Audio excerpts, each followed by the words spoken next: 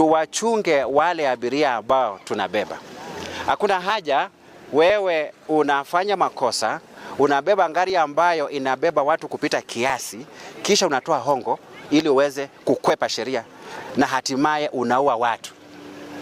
Kwa hivyo mtindo huo ambapo madereva wengi are driving people to death unatakiwa ukomeshwe. Na hili jambo hili lifanyike, lazima kila mshikadau atekeleze wajibu wake.